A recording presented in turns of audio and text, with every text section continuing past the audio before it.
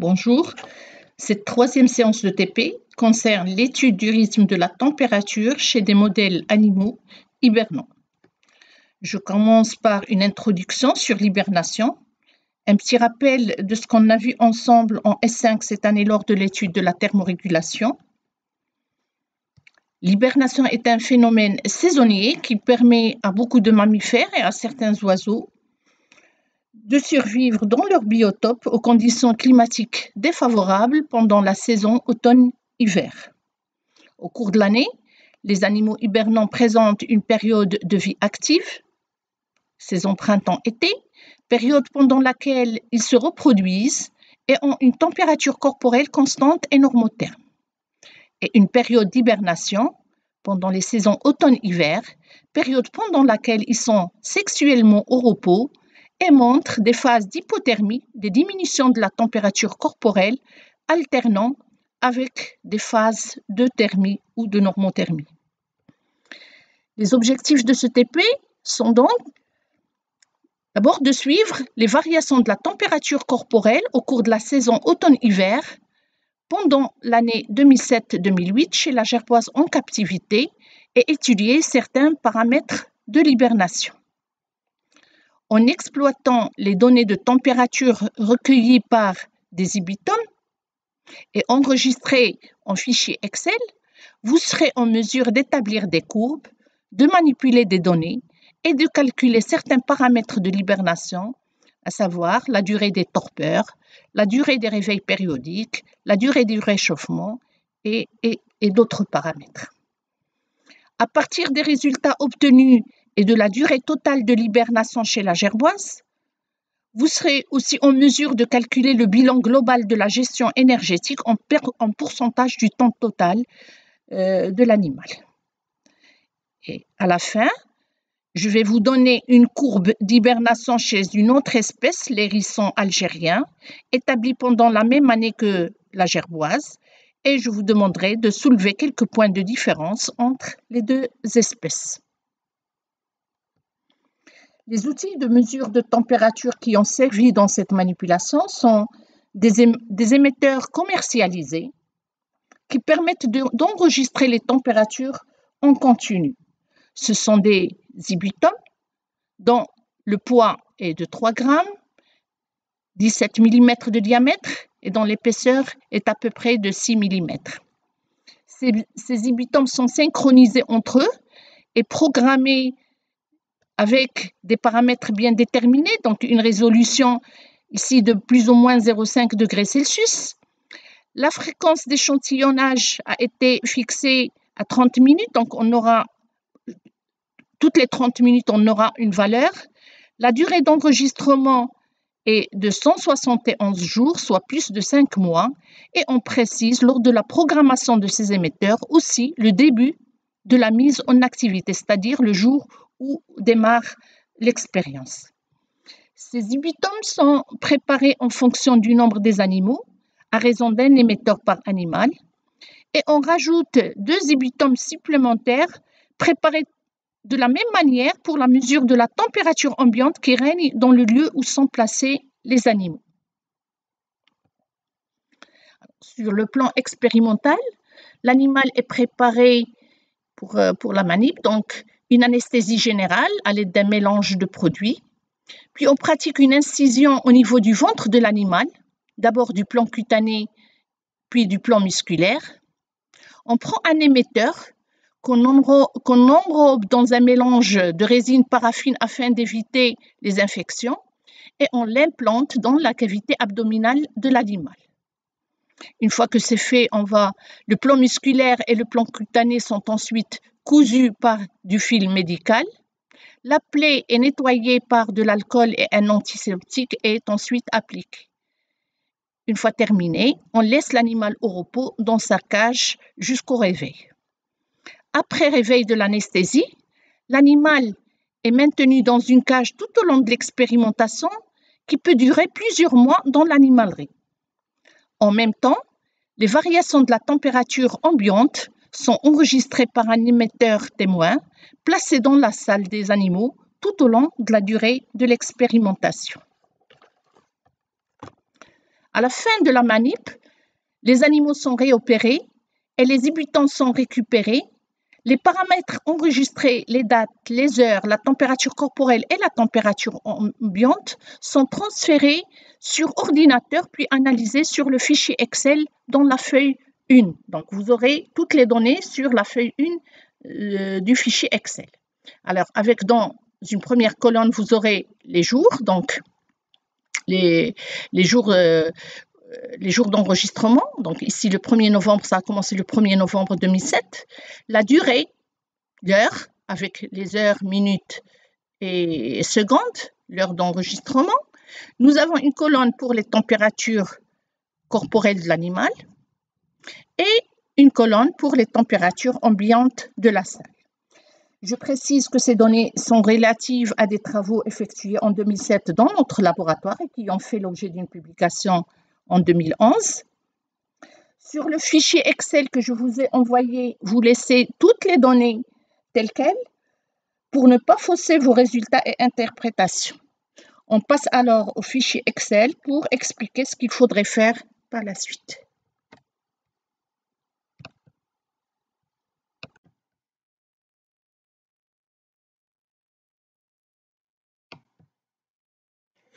Sur le fichier Excel, pour commencer, vérifiez si vous êtes bien sur la feuille 1 du classeur, en bas.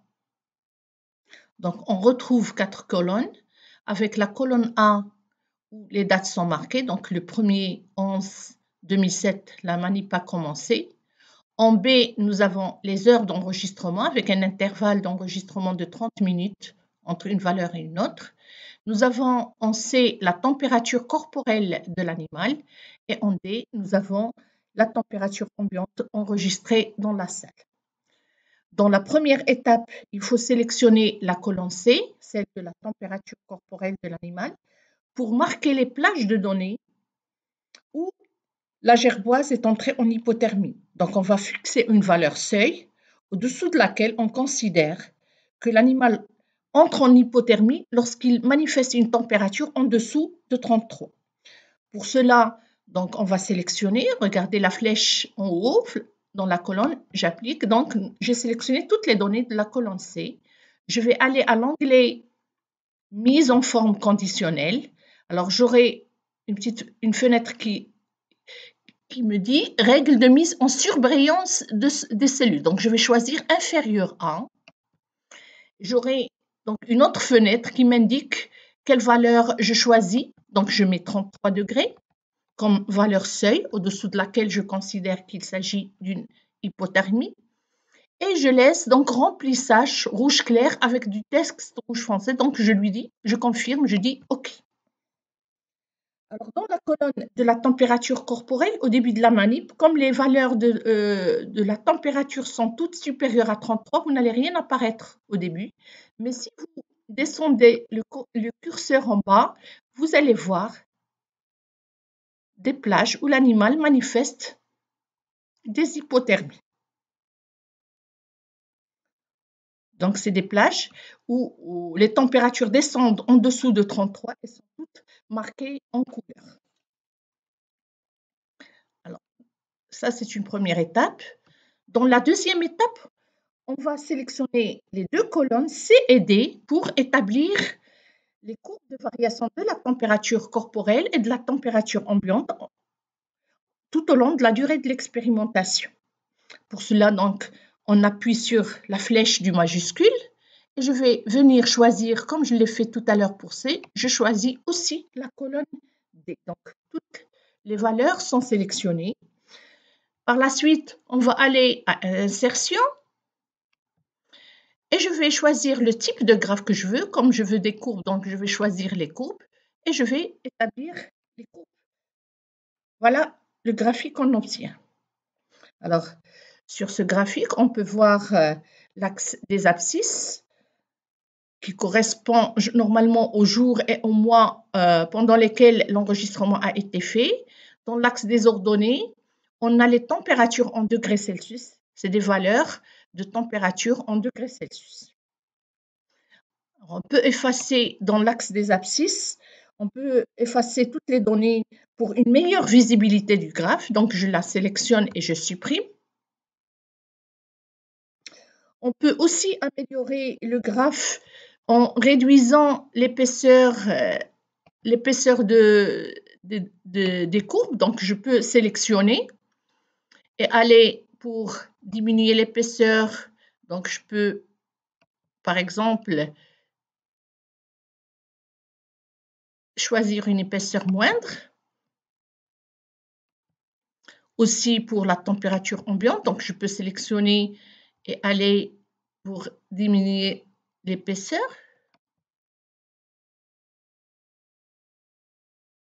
Voilà.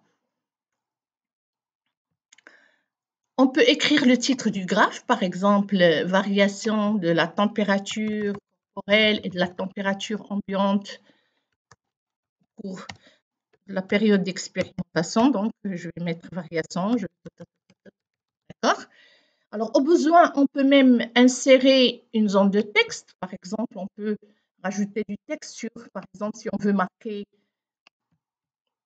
la température corporelle, par exemple, je peux mettre un TC.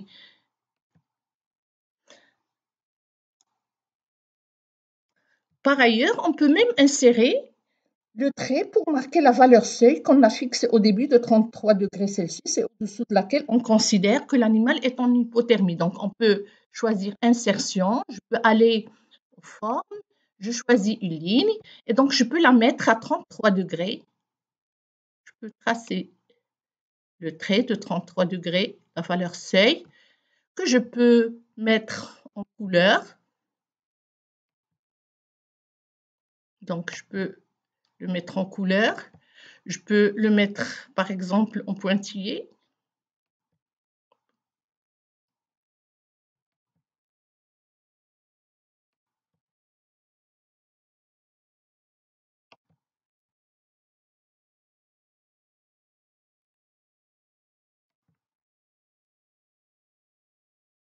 Voilà. Donc, en résumé, vous avez un graphe avec deux courbes, une en bleu correspondant à la température corporelle de l'animal, l'autre en rouge correspondant à la température ambiante durant tous les mois de l'expérimentation, c'est-à-dire du 1er novembre où a commencé la manip jusqu'au 5 avril 2008. Comme on peut le voir sur la figure, remarquez qu'au début de la manip, tout au long du mois de novembre, pour une bonne partie de ce mois, la gerboise est restée en normothermie. La température enregistrée, c'est entre 37 et 38, donc avec des variations circadiennes. Mais arrivé à un certain moment, l'animal présente une première phase d'hypothermie. On voit donc ici une première torpeur. L'animal entre en hypothermie. Et alors, il reste un certain nombre de jours, puis se réveille, va rester en normothermie un petit moment. Encore, il va présenter une deuxième phase d'hypothermie. Donc, en gros, nous avons ici 1, 2, 3, 4, 5, 6, 7 phases d'hypothermie ou de torpeur tout au long de la période de l'hibernation. Alors, l'hibernation de l'animal, donc on peut calculer cette durée de l'hibernation puisqu'on a la première hypothermie, donc l'animal est entré en hypothermie donc à ce niveau-là. Le dernier point, donc le dernier réveil a eu lieu là, donc la durée de l'hibernation, c'est la durée pendant laquelle l'animal a présenté ses torpeurs et ses réveils périodiques tout au long de la période d'hibernation.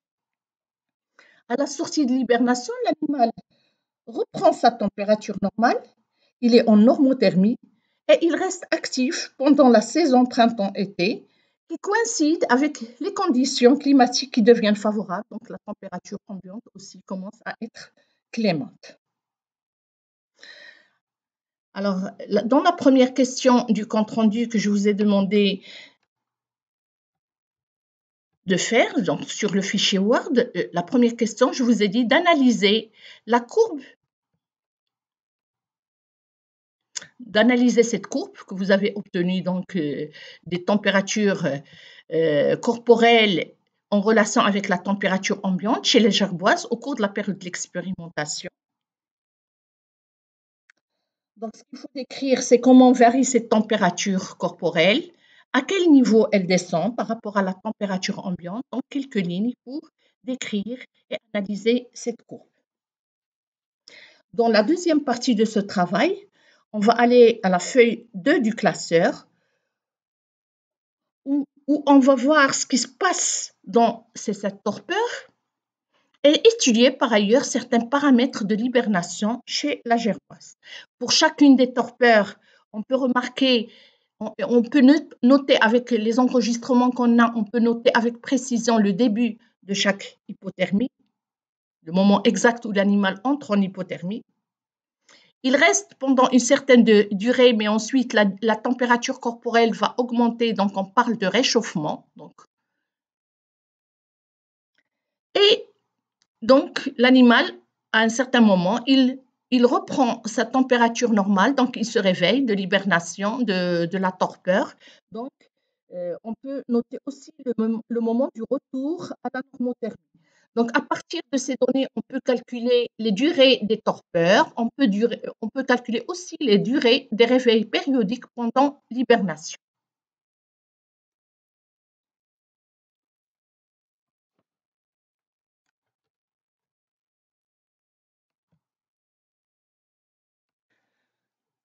Dans la feuille 2 du classeur, vous allez trouver un tableau que j'ai rempli partiellement pour vous faciliter la tâche. Mais tout d'abord, on va voir en haut quelques données générales concernant la manipulation. Alors, on vous a noté la date de début de l'expérience, de l'enregistrement. Donc, vous pouvez noter la date du 1er 11 2007 et l'heure précise où l'enregistrement a commencé. Pour la date de fin de l'expérimentation, vous pouvez marquer aussi le 5 avril et vous verrez à quelle heure les enregistrements se sont arrêtés. Je vous ai marqué ici la date de la première hypothermie. Donc, c'est le 29/11/2007 à 20h30 où on a enregistré la première phase de torpeur chez l'animal. Et ici, la date du dernier réveil. Donc, je vous l'ai noté aussi. Donc, c'est le 6 mars 2008 à 18h. Alors, connaissant la date de la première hypothermie et la date du dernier réveil, comme je l'ai expliqué tout à l'heure, vous pouvez calculer la durée totale de l'hibernation. Alors, comment faire? Donc, on va mettre juste ici. Donc, c'est la durée qui sépare le dernier réveil de la première hypothermie. Donc, je vais marquer égal dans la cellule et je choisirai la cellule du dernier réveil, donc la date précise du dernier réveil. Je mets moins de 6 et puis je choisis la deuxième cellule concernant la date de la première hypothermie et par la flèche retour, entrée, donc je mets comme ça. Alors, c'est OK. Donc, on a directement la valeur correspondant à la durée totale de l'hibernation qui est de 2349 heures et 30 minutes, donc à peu près 2350 heures. Si on divise sur 24 heures pour voir combien de jours, donc ça va revenir à un peu plus que 3 mois. Donc la durée totale de l'hibernation pour cet animal, c'est à peu près 3 mois. Alors là, on revient au tableau. Alors, comme vous le voyez, le tableau ici montre le début des hypothermies, des réchauffements et de l'éthermie pour chacune des 7 torpeurs que nous avons vues sur la courbe. Alors, je vous ai rempli les 2 premières torpeurs, les 2 dernières, et je vous ai laissé les 3 torpeurs du milieu à remplir dans le tableau. Je vais vous montrer comment. Donc, pour chaque torpeur, on peut marquer le début de l'hypothermie, le début du réchauffement de l'animal, le début de l'euthermie et on peut aussi marquer la température minimale enregistrée durant cette torpeur. Donc, pour le faire, voilà, je vais passer à la feuille 1 et on va chercher le moment où l'animal a présenté la première torpeur. Donc, je vais descendre. Donc, comme on peut le voir, Alors, vous avez donc des phases, des petites plages colorées qui montrent des petites hypothermies, mais ça a duré ici entre 15h et 16h30, donc 1h30, donc on ne va pas considérer ces hypothermies courtes. On va prendre les grosses torpeurs, donc on a vu sur la courbe, donc les 7 torpeurs. Alors la première torpeur, comme vous allez le voir, c'est celle qui s'est manifestée le 29/11/2007 à 20h30. L'animal est passé de 34,64 à 32,65. Donc on peut considérer le début de l'hypothermie, c'est le 29/11/2007 à 20h30.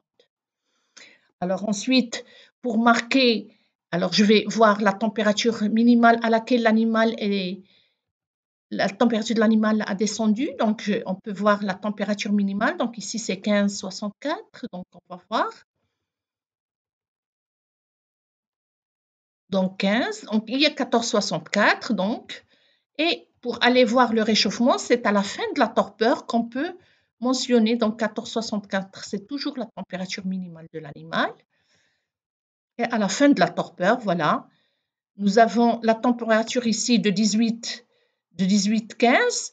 Ensuite, cette température est montée à 30,15. C'était le 3/12 à 1h. Donc, on peut noter le début du réchauffement de l'animal le 3 décembre 2007 à 1h.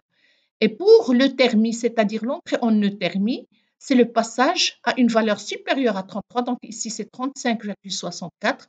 On peut considérer que l'euthermie, donc c'est le 3/12/2007 à 1h30. C'est ce que vous allez trouver sur le tableau. La première hypothermie le 29/11/2007 à 20h30. Le début du réchauffement, ça a été le 3/12/2007 à 1h. L'euthermie, c'est 3/12/2007 à 1h30. Et la température minimale enregistrée au cours de cette torpeur étant de 14,64. On peut faire la même chose pour la deuxième torpeur, c'est pratiquement la même chose. On peut descendre, chercher encore une deuxième torpeur qui suit, comme vous allez le voir. Alors, des petites hypothermies, mais là, on tombe sur, là, donc l'animal va entrer encore dans une phase d'hypothermie, dans une torpeur qui dure quelques jours. Donc, je peux marquer le début de l'hypothermie ici, c'est le 5/12/2007 à 23h30. De la même manière, je peux chercher la température minimale enregistrée au cours de cette torpeur. Là, on trouve 14,14 et je descends vers le bas pour noter la température du réchauffement de l'animal et du retour à la normothermie. Donc ici, le réchauffement, donc on peut le noter ici, donc de 17, elle est passée à 29,15, donc je peux noter le 9/12/2007 à minuit 30, c'est le début du réchauffement, et le 9/12/2007 à 1h, donc c'est la valeur du début de l'euthermie. Alors voilà, c'est ce que vous avez aussi là. Le 5/12/2007 à 23h, il y avait l'entrée en hypothermie. Le réchauffement, c'est à la fin de la torpeur, donc le 9/12/2007 à minuit 30. Et le début de l'euthermie, c'est le 9/12/2007 à 1h. La température minimale enregistrée pour cette deuxième torpeur étant de 14,14. Donc, vous faites la même chose pour les trois autres. Et pour les dernières, vous les avez ici. Alors, faites attention, lorsque vous prenez ces dates et ces heures, il faut les marquer de la même manière parce que les cellules sont programmées sur les dates et les heures. Donc, ne pas faire d'erreur pour que vous ayez des résultats et pas de problème dans les calculs à faire par la suite.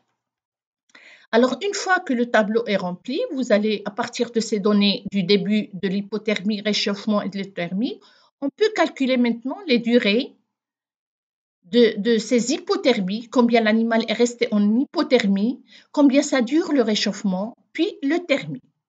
Alors, j'ai fait un petit schéma en bas pour vous montrer. Donc, voilà un schéma avec une phase de normothermie, euthermie. L'animal en 1, donc c'est le début de l'hypothermie. Il reste en hypothermie un certain nombre de jours. Ensuite, il y a une montée. Alors, c'est rapide le réchauffement chez cet animal. Donc, regardez, ça monte rapidement, c'est le petit 2. Et ensuite, le début de l'euthermie, c'est-à-dire le début du réveil périodique qui a lieu pendant l'hibernation. Et par la suite, la deuxième phase d'hypothermie ou la deuxième torpeur, donc une entrée en hypothermie ensuite, etc. Et ça se répète durant toute la période d'hibernation. Donc, pour calculer, si vous voulez, la durée de cette première hypothermie, qu'est-ce qu'il faut faire? Il faut faire le réchauffement, donc 2 moins 1. Donc, on va aller prendre le début du réchauffement moins le début de l'hypothermie. Donc, je vais monter, c'est ce que je vais faire dans le tableau. Pour cette torpeur-là, je vais mettre égal. C'est le début du réchauffement moins du 6 de l'hypothermie. Alors, je mets entrée et j'aurai la durée de l'hypothermie pour cette torpeur. Donc, alors, vous avez 76 heures et 30 minutes. Alors, pour les autres, une fois que c'est calculé pour la première, il suffit de sélectionner lorsque vous avez le plus comme ça en noir. Vous pouvez appuyer par votre doigt sur la souris, par votre doigt gauche sur la souris et vous pouvez descendre pour calculer pour toutes les autres. Alors, on aura des valeurs. Alors là où il y a les zéros, on peut les effacer, mais on aura des valeurs donc correspondant aux durées des hypothermies de toutes les 7 torpeurs que vous avez dans le tableau à côté. Donc, c'est rapide. Une fois que c'est fait pour la première, vous pouvez appliquer pour les autres. Alors maintenant, on va calculer la durée du réchauffement. Alors, je reviens à mon schéma. Pour calculer la durée du réchauffement, vous voyez, c'est très rapide. Donc, c'est quoi? C'est le début, c'est la différence entre 3 et 2. Donc, c'est le début de l'euthermie moins le réchauffement. Donc, je vais revenir. C'est le début. Je vais mettre réchauffement égal. C'est l'euthermie moins le réchauffement. Et je mets entrée. Et vous avez la durée du réchauffement qui a duré 30 minutes. De la même manière, j'applique la même règle pour les autres cellules. Et vous aurez les durées. Donc, là où il y a les valeurs marquées, donc vous avez des valeurs, effectivement, des durées. Là, ce n'est pas encore plein. Donc, lorsque vous mettrez vos valeurs, vous aurez des valeurs correspondant aux durées du réchauffement. Alors, maintenant, il nous reste à calculer aussi la durée des euthermies, c'est-à-dire la durée des réveils périodiques pendant l'hibernation. Alors, sur le schéma de bas, ça revient à calculer entre 4 et 3. Donc, qu'est-ce qu'il faut faire? Il faut faire le début de l'hypothermie suivante, donc moins le début de l'euthermie. Donc, on va prendre le début de la deuxième torpeur qui va suivre, moins la durée, le début de l'euthermie. Donc, je reviens, je vais mettre égal. Donc, le début de l'hypothermie, donc c'est celle-là, moins et l'euthermie, et je mets entrée, et vous aurez la durée des euthermies correspondante à chaque torpeur. Et je fais la même chose. Alors, une fois que vous avez les valeurs, vous avez donc les différentes durées de l'hypothermie, réchauffement et euthermie. Maintenant, je vous ai demandé dans votre compte rendu un bilan énergétique de l'hibernation. Alors, ça, c'est fait, donc c'est ce que je vous ai demandé de faire sur le fichier Excel, d'introduire les données pour le calcul de ces paramètres qu'on vient de faire. Alors, en considérant la période comprise entre la première hypothermie et le dernier réveil comme durée d'hibernation, établir un bilan global de la gestion énergétique en pourcentage du temps total. Donc, je vous ai marqué, nous définissons la période hypothermie moins réchauffement, c'est une période d'économie. La période réchauffement plus euthermie, c'est une période de dépense. Donc, si on veut calculer combien l'animal a, a, a économisé en termes de temps au cours de cette hibernation. Donc, on peut prendre la durée de l'hypothermie moins le réchauffement. Parce que le réchauffement, c'est de la dépense énergétique. Donc, on va mettre ici égal la durée de l'hypothermie moins le réchauffement. Et je mets OK. J'aurai donc les durées pendant lesquelles l'animal est resté en hypothermie, donc en économie énergétique. Et je fais descendre donc toutes les valeurs, j'aurai toutes les valeurs correspondant aux hypothermies. Pour ce qui est dépenses, ça correspond donc au réchauffement plus les hypothermies. Donc l'animal dépense pendant le réchauffement et pendant le réveil, au cours des réveils périodiques. Donc on va mettre ici égal le réchauffement plus le thermie. OK. Et je place toujours, j'attends et hop. Et j'applique sur toutes les cellules. Alors, une fois que c'est fait, vous allez calculer les sommes, bien sûr, de tout ce qui est temps économie. Donc, vous allez le placer ici. Ensuite, vous aurez la somme de toutes les dépenses. Et on peut calculer en termes de pourcentage cette économie en pourcentage et en dépenses. Donc, on peut juste par une règle de 3 mettre la durée totale de l'hibernation correspond à 100%. Donc, vous avez 2350 à peu près heures qui correspond à 100%. Vous pouvez, par une règle de 3, calculer l'économie en pourcentage que vous marquerez sur votre compte rendu et puis la dépense énergétique en termes de temps en pourcentage que vous pouvez marquer ici. Alors, la dernière question, j'espère que j'ai été claire. Je vais passer maintenant à la feuille 1 pour voir ce que je vous ai demandé dans le compte rendu. Donc, il y a une dernière question que je vous ai demandée et pour laquelle je vous ai donné une courbe.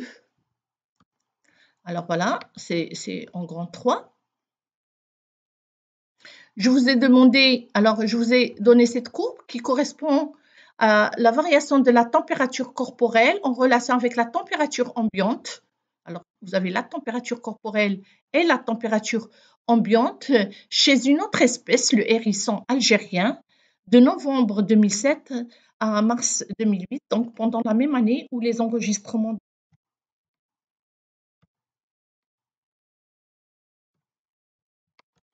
Alors, je vous ai demandé citer les principales différences entre les deux espèces, gerboise et hérisson algérien, et conclure. Alors, dans les points de comparaison, vous pouvez soulever les paramètres qu'on vient de voir, notamment la durée de l'hibernation, comment cet animal est entré en hibernation, est-ce que c'est une entrée brusque ou c'est progressif, le nombre de torpeurs, le nombre de réveils périodiques, les durées, etc. Donc, vous pouvez analyser la courbe et citer quelques différences entre ces deux espèces pour mettre ces variations interspécifiques concernant l'hibernation des animaux. Alors voilà ce que je voulais vous montrer sur ce dernier TP sur l'hibernation. Alors bien entendu, je vous ai envoyé 2 fichiers, un Excel sur lequel vous pouvez travailler et vous pouvez faire tout ce que je viens de vous montrer. Un fichier Word où vous pouvez porter vos interprétations. Alors une fois vous avez terminé le travail, vous enregistrez les fichiers sous vos noms et vous m'envoyez les 2 fichiers à l'adresse que j'ai utilisée pour vous envoyer les fichiers Word et Excel. Donc à l'adresse fsdm.neurobioadaptation@gmail.com. Alors je vous remercie pour votre attention. Je vous souhaite bon courage.